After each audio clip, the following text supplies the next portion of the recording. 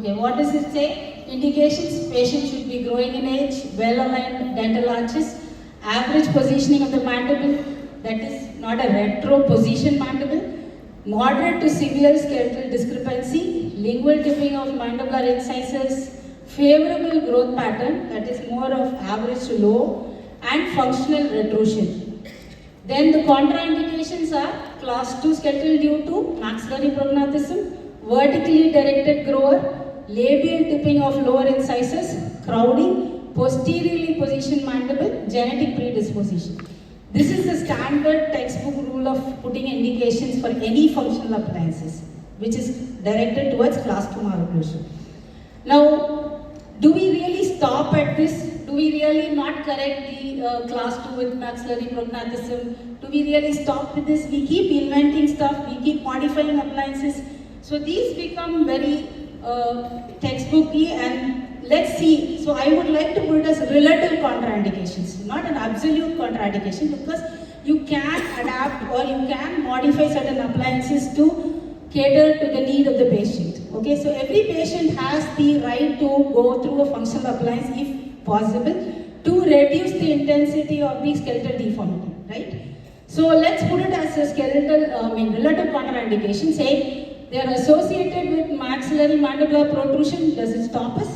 We can modify it to prevent extrusion. Although this is helpful in eliminating, so most of us are scared because vertical growth pattern takes place the last, so it is emanated most powerfully in the functional appliance cases.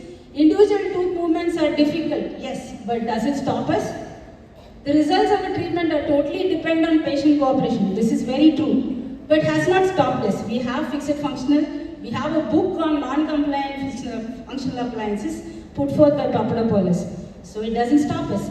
These appliances are very limited use in adult cases. No, there are articles, literature putting twin block in adult patients, right?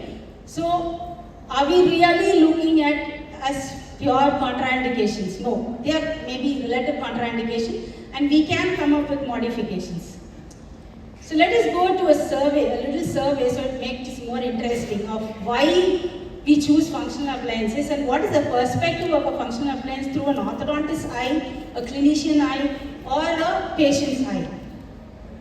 Now there was a study which showed that there was a survey of orthodontists taken in Saudi. They felt that most of the class 2 skeletal bases can be treated with more of intraoral appliances. So most of them are willing to go with intraoral appliances. But when it comes to a maxillary problem, they preferred extraoral appliances. And then when it came to maxillary problem, they also preferred headgears. And a functional appliance like twin block was very welcome because it had a lot of versatility. Now let's see the experience of the orthodontist. Does it play a role? Yes. More the experience the orthodontist, they preferred more removable appliances. And lesser the experience, like a postgraduate institution or teaching institution, they preferred more of a fixed functional appliances. Now why? Because later study, I will come to that, showing that patient-doctor interrelationship or communications are very vital in removable functional appliances to make them wear the appliances. But more the experience the orthodontist, they actually are able to convince the patient to go for a removable appliances, thus achieve success. There was also a study showing comparing Herbst and twin block and because of the patient acceptance, and they found that twin block did not have much of an acceptance in regard to speech, because when they had a fixed functional, it was easier for the patient to speak rather than a Herbst appliance. But they did say after some time they got used to the appliance, and twin block also gave good results. Now another thing, less patient perspective and parents perspective, when even a lay person could see the change which is brought about by the functional appliances. So functional appliances can be very useful because because of the change it brings about, there is a lot of motivation in the patient which actually helps them to wear the appliance more. Next is the, again, same similar survey, but this is conducted more in 2022. So they had included Myo braces, Fankel 3. So these are appliances which are more convenient, they say, but I'm not sure about the Myo brace because it's like a trainer. So it is again a uni-block appliance, but most of the patients might not be very comfortable. But this is what this survey said. It said class 3 has to be treated as early as detected, and most of them advocate the appliance for 4 to 6 months only. Later they go for a retainer protocol. Now this is basically, so when they say it is like it should not last more than 4 to 6 months, that means the patient actually becomes more restless when they wear the functional appliance. They want to go to a next phase of the treatment to make it more stable. Now let's see another survey, which also they found that the twin block is more effective because they found it is lesser invading onto your tongue space and more cost effective. Patient compliance was also very good, and they were able to maintain good oral hygiene. So then, coming to a qualitative analysis by a study, they put this as the criteria: self-motivation, social influence, quality impairment, perceived treatment progress, and pragmatic issues. Now, what it said was the barriers were quality of life. That means the child has to break in a normal lifestyle, go for a functional appliance during the school time. So it is a difficult process. Lack of self-motivation. This is only brought about by parental influence, the adaptability of the child, and also perceived treatment progress. So you have to keep on reinforcing the patient, how he looks, show the patient more photographs, ask him to maintain ledger as to how many hours he's wearing and how it's actually improving his face. So the effective recommendations are visual aid, positive reinforcement, and smaller the size, it's better. So they make your appliance as small as possible in order to make it more comfortable for the patient. Now, as I said, there are an array of functional appliances. So you must be wondering what to give when. So most of you will not be pursuing academic career, you will be going into clinical career. So I would like you to see what are the clinching factors in choosing your appliance. Okay? So let's take activator. Now textbook says they are the best of the appliances. It has been invented very early. But the problem in this is a monoblock appliance. It's a uni-block appliance which actually puts a lot of acrylic in your mouth. Patient might not be very comfortable with that. But it does have some advantages because it can be started very early in life. And literature also gave a good positive feedback on pediatric OSA. Because pediatric OSA is now the talk of the town. So a lot of people go through breathing difficulties, and they said activator is a good option. But I don't know, because that again is blocking your airway. One time it's not opening up your airway because you're only advancing the mandible, but your air intake is actually a problem. But literature says it's good for snoring. So let's see basically how an activator can be used, or what kind of patients you can choose for activator. It should be a class 2 skeletal base, low to average FMA, aligned teeth, overjet 5 to 7 millimeter, and a functional retrusion. See, most of it, functional retrusion is the key. Any kind of functional appliance, you are supposed to detect a functional retrusion or a functional protraction before you give a functional appliance. So, the patient which is indicated for a H activator. What is an H activator? Anybody? Okay, it creates more horizontal forces. So, you can correct more horizontal discrepancy more than a vertical. So, Dr. Puneet Batra was saying about rule of 10. So, when you have a rule of 10, 6 advancement and 4 vertical. If you have a more vertical, say 6 vertical and 4 advancement. It is opposite, but the 10 is the rule of 10 in activator. Now when you say an activator, V activator, patient should look like this. Like a high angle, okay? Might have a maxillary problem or might not, but mandibular retrognathum is there. And he might not have a functional retrusion. So functional retrusion is mostly when you have a deep bite situation where there is a scissors bite in a premolar, or a retrocline teeth anywhere, or a V-arch. But a V-arch can create a mandibular retrognathism. So again, you'll have to expand the arch. So you can use a V activator. I mean, vertical activator was given by, any idea? Side. Yeah, where the height What is the construction guide for vertical activator? 10 mm, yeah. 6 to 10 mm or 8 to 10 mm is your vertical opening in your vertical activator. Now, why do you give that much of loading in your activator? It is because it can cause some intrusion in your posteriors and prevent vertical growth pattern in your maxillary component. So the intrusion is when you clench on the acrylic, which is so much loading is there on your posterior, it can cause a mild intrusion which can redirect the force. So these are some of the perfect indications for activator SH, H and V.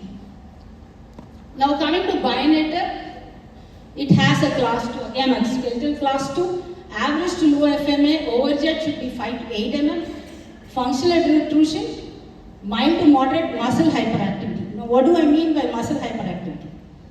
You will have buccinator mechanism. When you swallow, you can see the functional analysis. When you see, you will have a tight musculature, and you can also see lip trap swallowing with a constriction in your buccinator. So why in a bionator you need to indicate this is because a bionator also has an eliminating effect with your labial bow. The labial bow which is there, which also extend outside onto your teeth, will actually cause force elimination. Not as good as Frankel, but it does give a elimination effect. So hence, mild to moderate hyperactivity and mixed dentition. In mixed dentition, a bionator is more comfortable because when you because the acrylic component is very less and it's more flexible, patient is able to adapt to the appliance better. And then align lower arch. Then open bite bionator is usually given in patients where average to high FMA.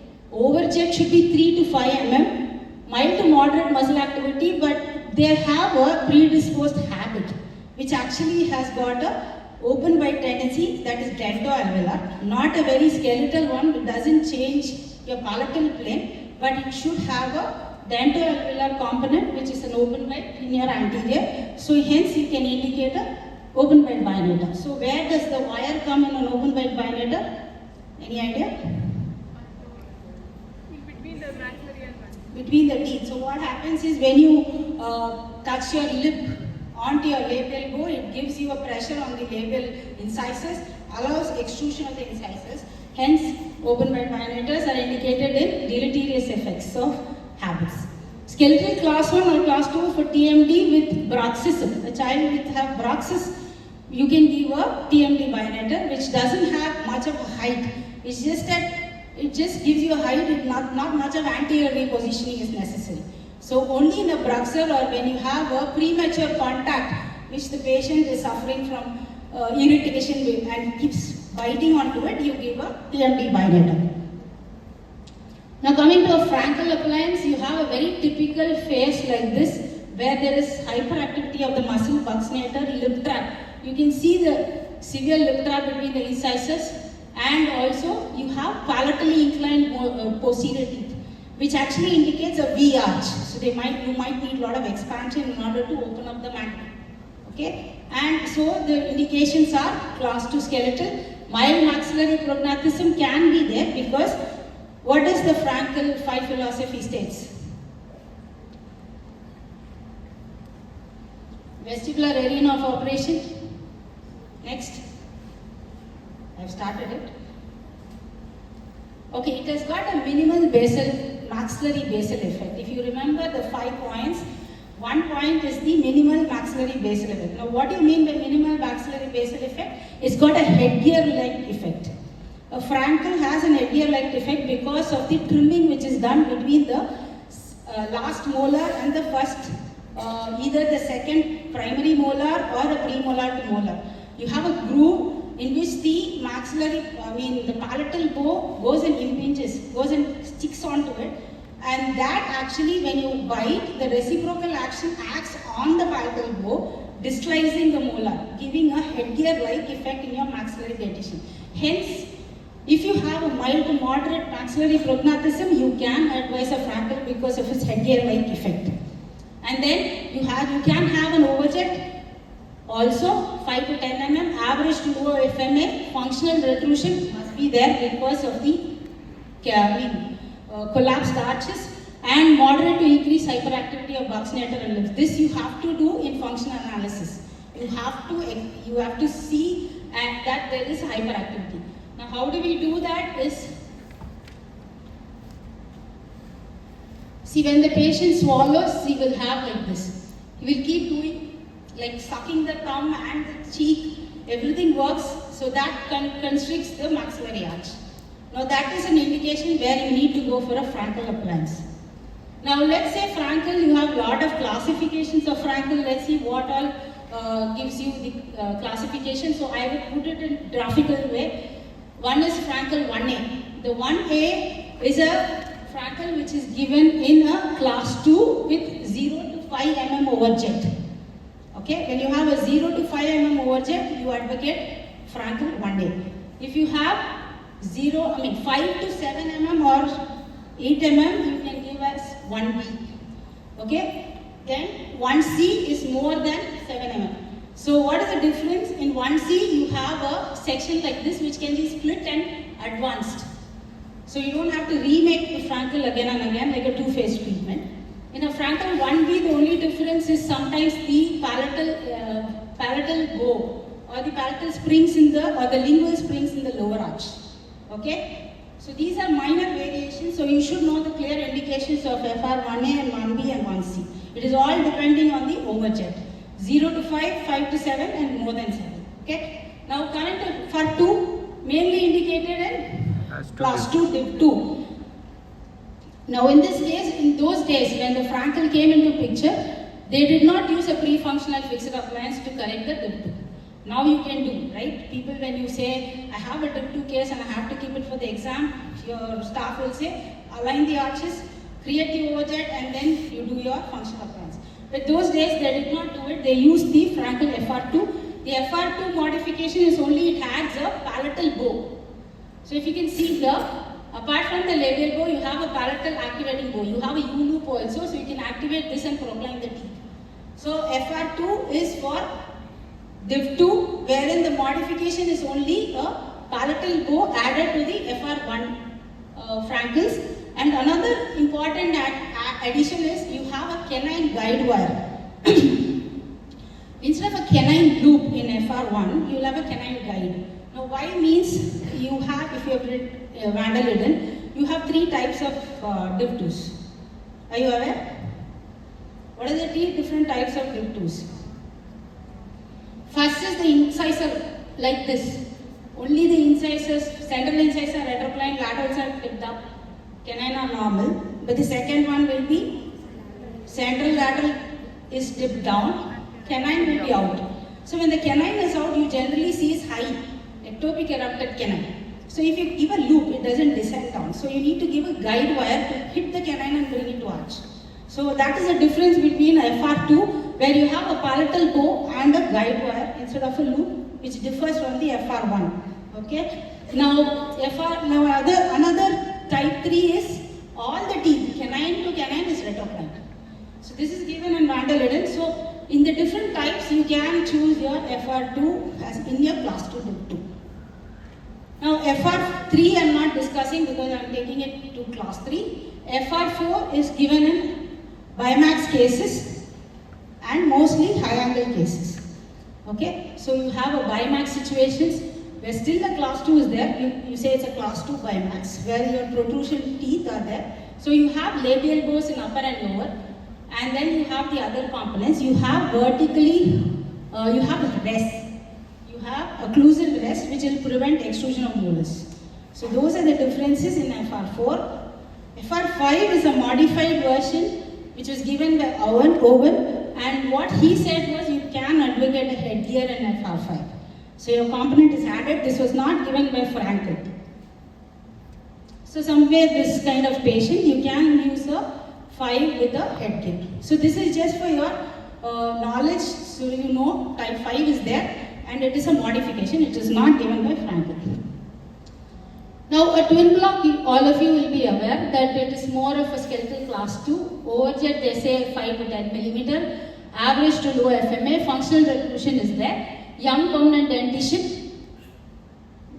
I would prefer this, young permanent dentition and late mixed dentition.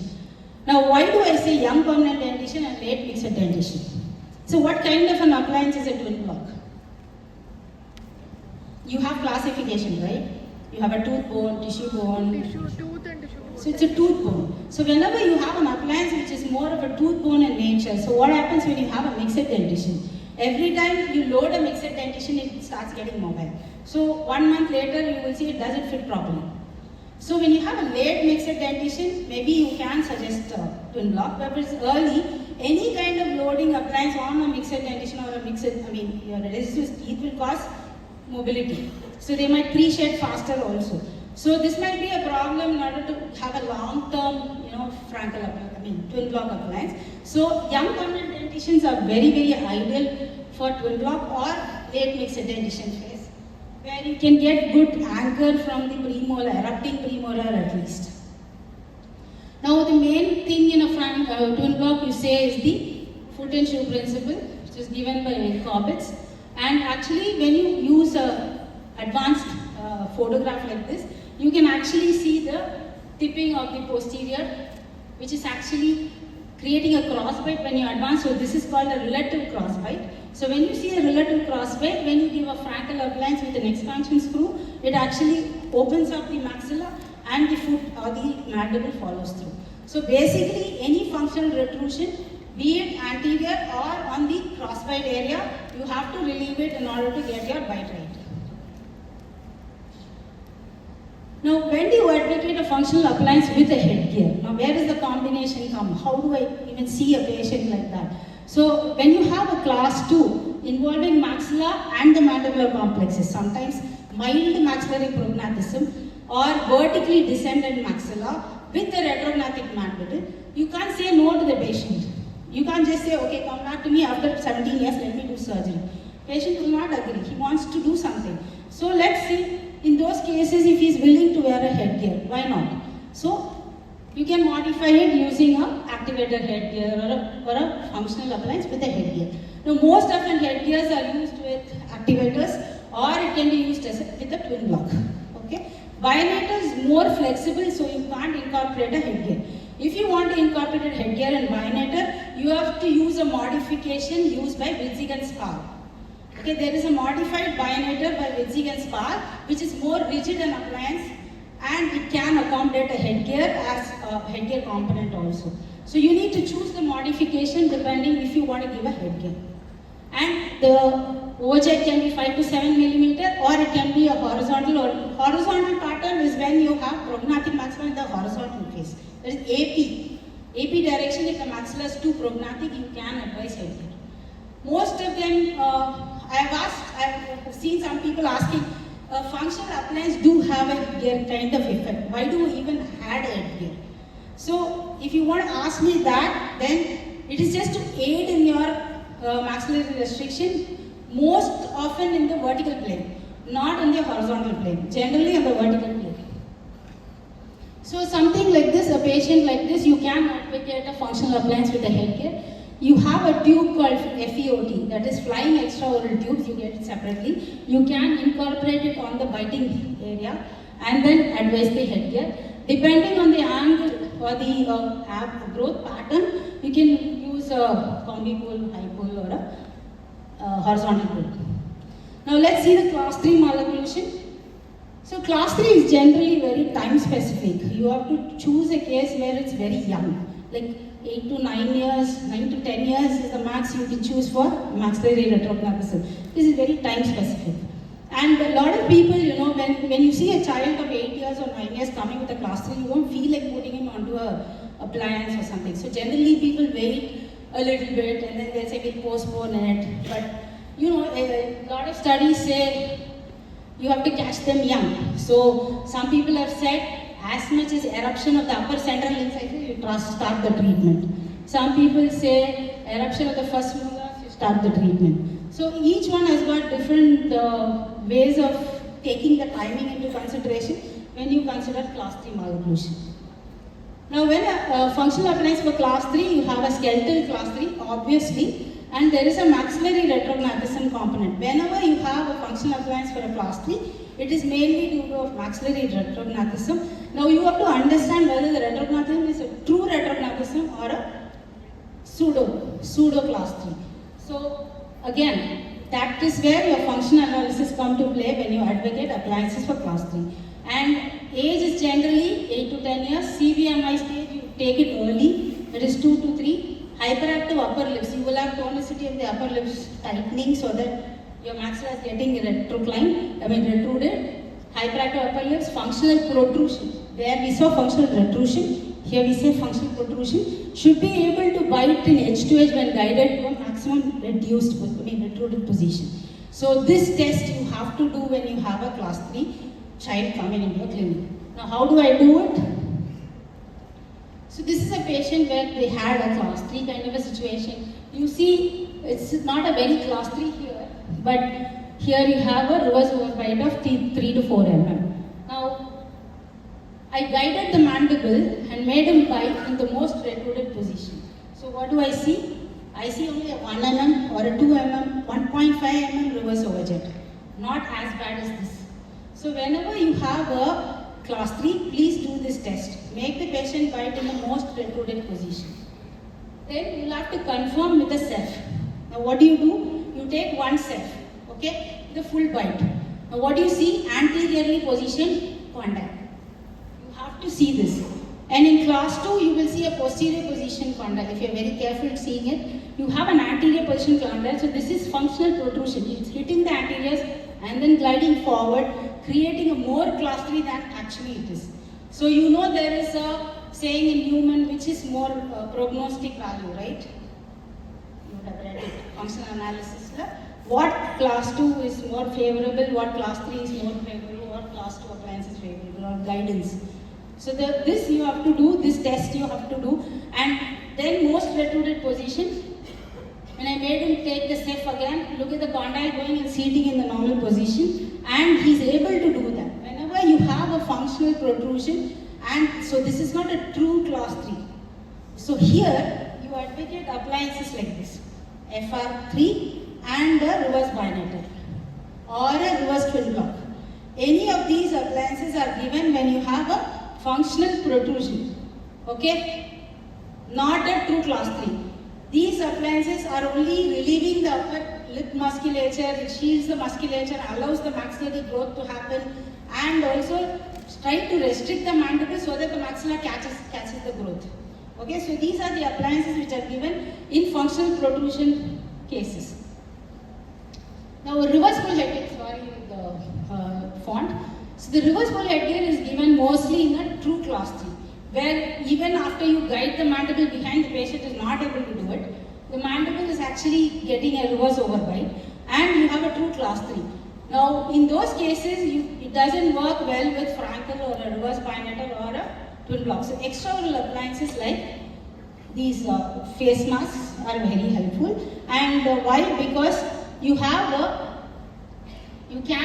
put extraoral elastics, one, and you can guide the maxilla anteriorly downward, you can guide it straight, you can guide it upward depending on the palatal plane of the maxilla.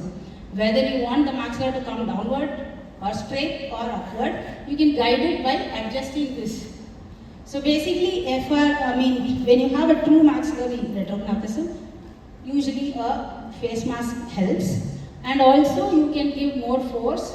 And another thing is, you can do the Ultramac protocol in order to loosen the sutures, in order to get the maxilla way faster. So let's go, we know now what all to see in the indications part. Okay, let's see some cases, what appliance to give well. So when you have like your postgraduate exams, mostly you would have helped your seniors, right? Now what are the questions generally they ask? They ask you to take a case discussion. Once your case discussion is ready, they'll ask you to give the positive findings, right? What is the exact positive findings and what appliance do you want to give? Now, once you give the appliance, they will say, why not this? Why not that? They'll keep arguing with it. So, you have to come up with substantial justification as to why. Don't get scared and say, when they say, okay, give Frankel. Okay. No, don't say that. You have to defend your answers. So unless you defend, they will gaze that you don't know the subject and they'll walk over. Okay? So try to actually justify your answers. So this is just like an example how you do it, a short way of doing it. So let's run through some cases. So what do you see? People who wanted to interact. What do you see? A class 2, a low angle case, a lip trap, okay? Not much of an overjet, right? Intraoral, full cast class 2. You have a, what is this? Narrow maxilla, right? So what kind of appliance would you think of giving? So I'll put in all the positive findings. Skeletal class 2, low mandibular plane angle, mild convexity, aligned arches, narrow maxillary arch, good chin, no lip trap. This is my positive findings. What appliance you would give? H-type activator. H-type activator. H-type activator, okay. Twin block, okay. I'll go twin block. Any appliance you can give. It's an ideal case for any appliance, right? Mostly because of the V-shaped arch, you need an expansion, okay? So you can give expansion devices, like expansion devices in a twin block, and also you can give Fackel gives you expansions, Bionator gives you expansion arch. So basically, any kind of appliance would be okay for this case, right? Now let's see what all I have chosen: activator, a twin block, a fixed functional. Why not? Right? So you can give all three. A bionator, yes. But now you have to decide why you want to choose an activator. Now you said activator. Now substantiate why do you want to give an activator in this case. I would say why not a twin block. Now what did we see in the survey?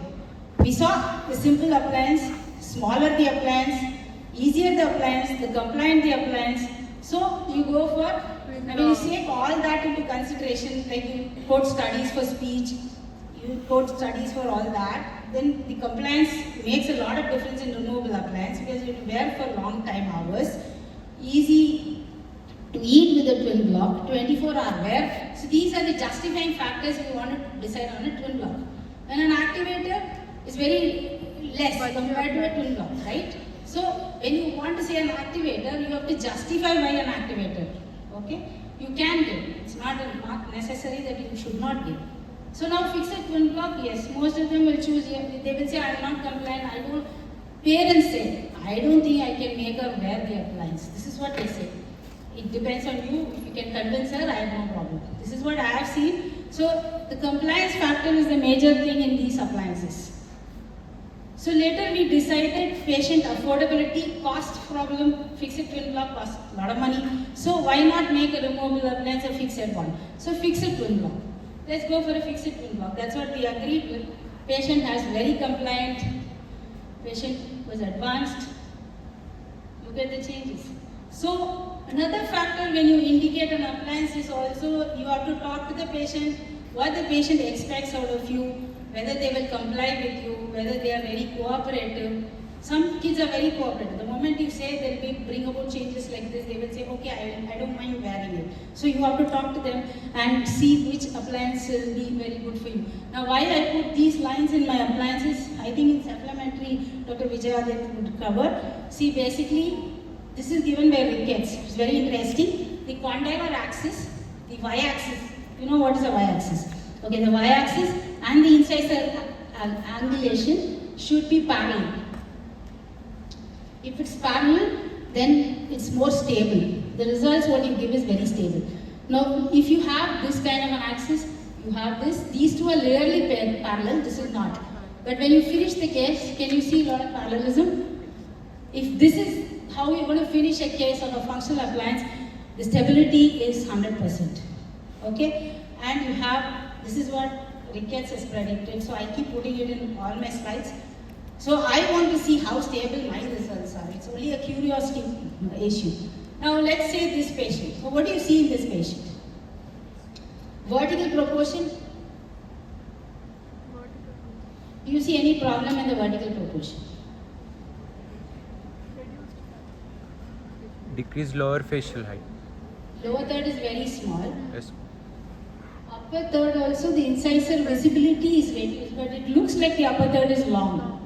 It's an illusion. Okay, the lower third is really short, so the upper third looks a little bit increased. But when you have doubts like that, you see the incisors.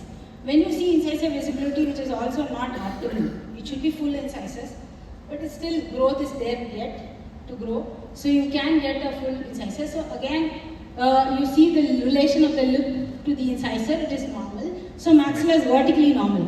But here if you say, it looks as if your maxilla is downward, like basically downward growing. So now you have a vertical which is now, once you confirm that it's a severe low angle case, so this is the VTO, this is the actual treatment. Now what happens is you have a crowded arch. Now we saw contraindications, crowded lower arch, no fixed, no functional appliance, no. You can give, so what is the modification or what would you do? So now let's come to the features. Class 2, low mandibular plane angle, severe convexity, crowded arch, retrognathic chin but good soft tissue chin, and active lip trap. So what appliance would you give? Fixed. And how do you go about it?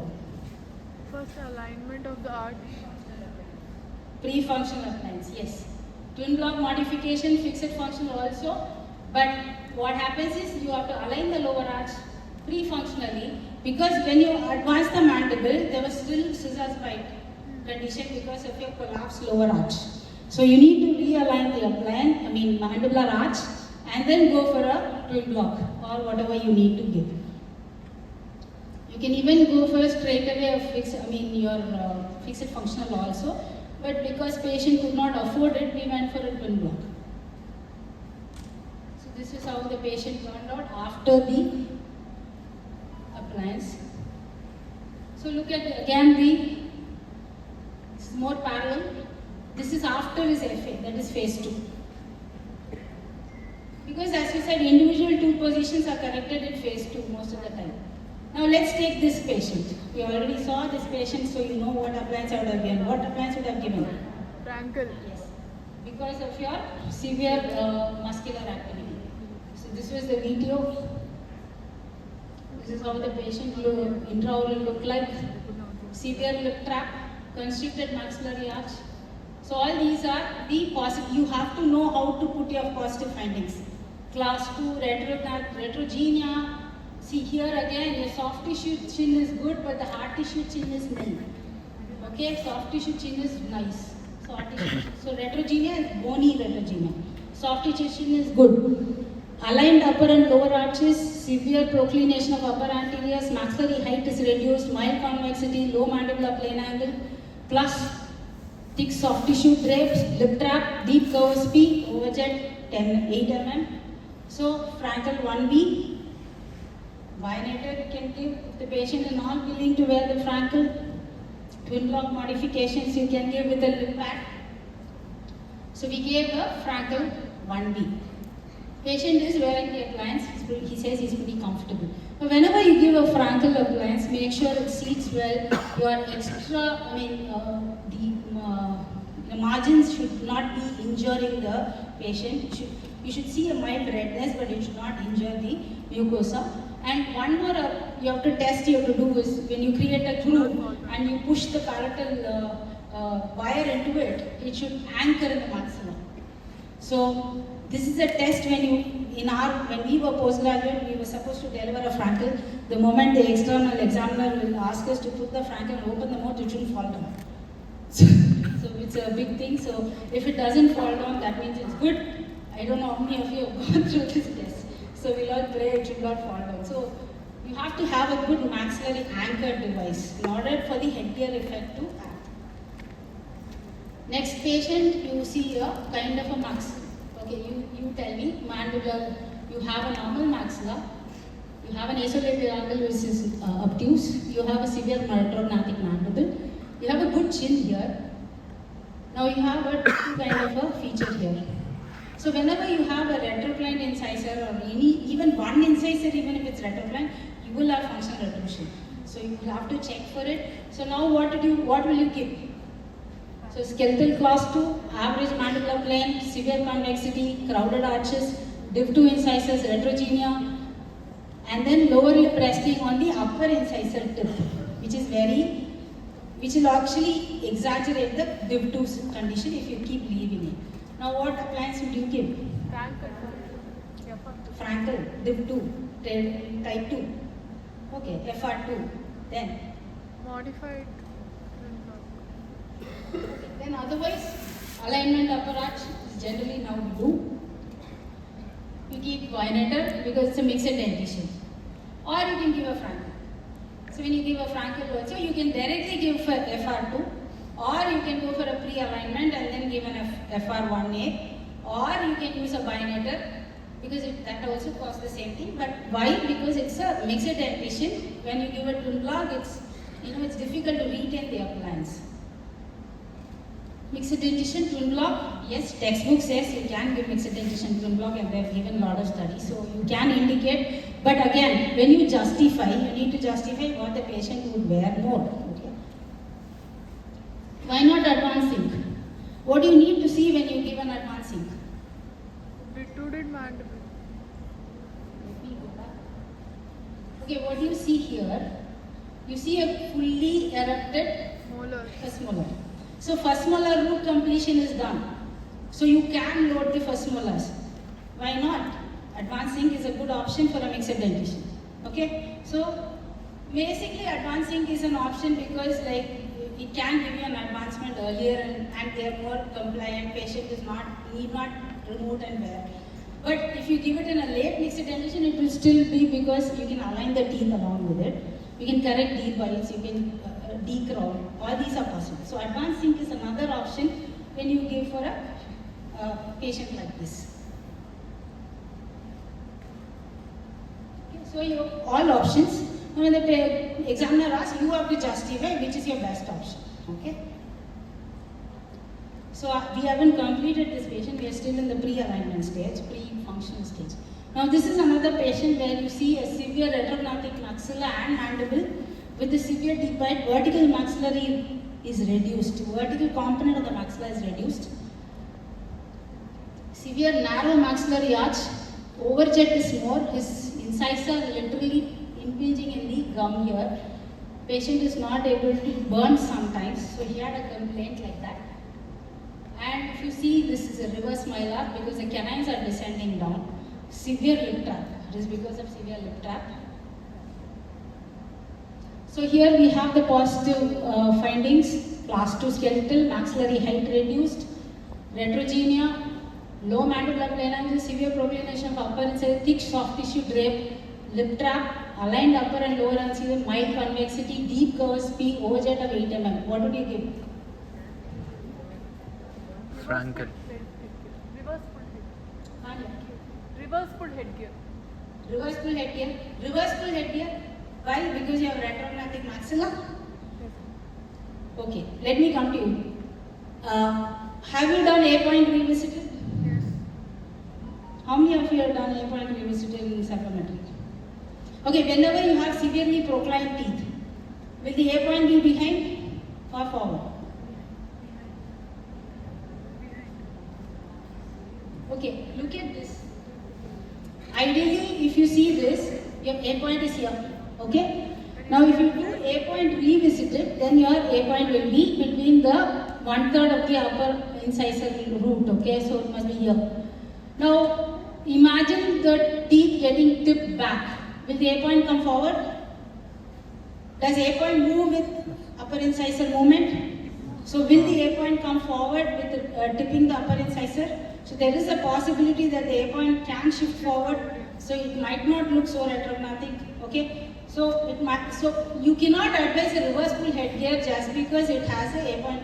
They can be retuded maxilla mandible in relation to cranial base. Okay, so ideally you need to take the cranial base length and check whether the cranial base length itself is bigger. Sometimes that also creates an illusion that you have a retrognathic maxilla mandible. Okay. So in this case, you still have a class 2 skeletal base. So you cannot advocate a reverse full headgear. Reverse full headgear is only when you have a reverse overjet with retruded maxilla.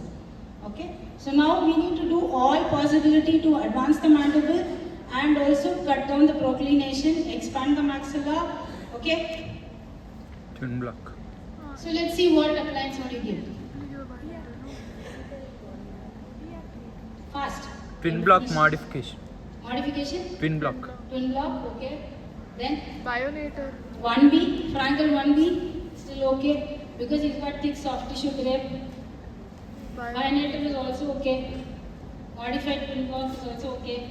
Again, patient compliance. Talk the patient what he wants. Young permanent dentition is more towards I have good support for a tooth bone appliance. Okay. Fixed So let's functional. go. Fixed functional also is possible. Advanced. So we went with again payment problem, cost benefit ratio. So we went with a fixed twin block. Now what did we do in a fixed twin block to give the expansion? We put a Quadelix. So you can incorporate expansion devices in your fixed twin block. You can't put a jack screw here because the palate coverage in a jack screw in a fixed twin block will be very unhygienic. Because the palate you will accumulate a lot of food particles. So you can give a slow expansion device like a Quadelix. Okay, so Quadelix, then lower for proclination prevention we did add up and then we reinforced with a wire so it doesn't break in the center. Most often, your twin blocks break in the center because that's an area of fatigue. Okay, so you can incorporate wires in order to reinforce the twin block. So you have a twin block modification. This is how it turned out to be. This is the patient was. This is the patient after twin block. This is the patient with V tube. So see your maxilla is little forward here. Can you see A point shifted forward because the lip actually control the proclination. Okay. So once you open the bite, you can see a retrocline teeth. Can you see that? So A point actually has moved forward by tipping the teeth forward, backward. Okay. Let's come to this patient. We used to call him Dexter because he used to wear specs also. Have you seen Dexter? Anybody? Okay, he's a nerd guy in a cartoon. I don't know. We used to call him that, and he's very cute fellow, but he has a lot of issues with his teeth. Because he has severe retrognathic mandible, severe teeth bite. His overjet was 17 millimeters. Okay, look at the 3 lines. Now look at the vertical. He had vertical deficiency in maxilla and mandible.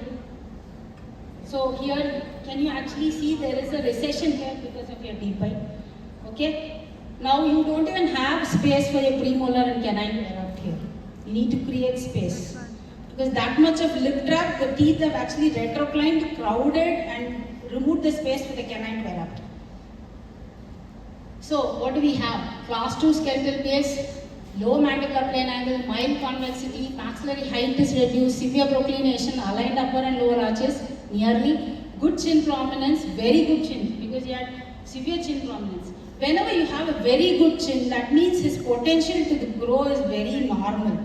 Only because of his functional retrusion due to a lot of reasons, his mandible B point is not coming forward. So this is an indication when you have a good ball chin, that means it's 100% because of your good growth potential. Only thing it is functional retrusion which is preventing the mandible to grow. So what do we do? Again, active lip trap, deep cover speed, overjet of 15 to 17 millimeters. What would you give? We have 2 options. Okay, FR1C, which you can do. Bionators. Now again, bionator, what is the bite for bionator? H2H bite. Now can you give H2H bite in a 17 millimeter? No, you will have to take it face by face. Then, twin block modification. Again, O'Brien article, 2-phase treatment. More than 70% of the overjet you cannot, 10 mm you cannot give. Okay, so these are negatives for all these appliances. So, but we had to give a functional appliance. So, we're breaking our head what to give. So, we gave an S6 twin block. So, this is again her area of expertise, digitization. So, we didn't have much of a digitization in our department. So, we just went with the S6 twin block. So, what did we do? We did S6 plates on the upper and lower arches. If you can see nicely, we actually gave eruption leeway for it. We actually gave, in the model we gave some plaster and put some, freed the area for canine eruption into that area. So these can be done with your S6. You can pre-plan where you need eruption of teeth. You can just put some wax or plaster, block it and then hit your S6 so you will get a free area wherein the teeth can erupt. So these are good things when you can use in Essex. And then we cannot do a full 17 millimeter advancement. So first to see his compliance, we did a 5 millimeter advancement. And once he was adjusting to that, after around 3-4 months, we again gave another increment. We took another bite and gave another increment of a complete 10 mm. And this is how he was wearing. Can you see the canine erupting into the space? Actually, it was very nice because the patient was also very compliant with this kind of appliance because it doesn't keep falling. Mixed dentition phase, although it is a mixed dentition phase, it was anchored well, okay, because of your Essex coverage. So then we went, after we got this, we put him on a retainer. What is this? Okay, retention appliance, 45-degree angulated, inclined plane, fixed inclined plane. Then we thought we will open up space for the canine. See, there was no space for the canine, so we strapped up the patient. Now he's in this stage. So it was a very satisfying journey with this patient. So nothing stops us. You can keep modifying your appliance and think what will be the best choice for your patient. So indications as such, you can make your own indications. So every case is specific to your indication. I won't say you cannot give a overall indication for an appliance. So this is the patient, this is the VTO, okay, but this is how he turned out to be. Much better than what he was. Because the B point has come forward, proclination has come down, he's looking a much better child, very happy. So look at the lines, now we're still in under treatment, so it's nearly getting parallel. So we're reaching more stable results, right? Now again, another child came to me by a 10-year-old. He was psychologically affected because his school children were making fun of him because he had Bugs Bunny teeth. So he refused to go to school. Then I asked him, he was in a mixed dentition phase, so I cannot give him a twin block. So I requested him whether he'll wear a bionator because he said no to Franklin. The moment I showed him the appliance, he said no. Okay, he said, okay, bionator, he said, okay, I will wear. So once I decided to give a bionator, he was very compliant. So here, what appliance? I know, like, basically he had a lip trap, you see all the indications.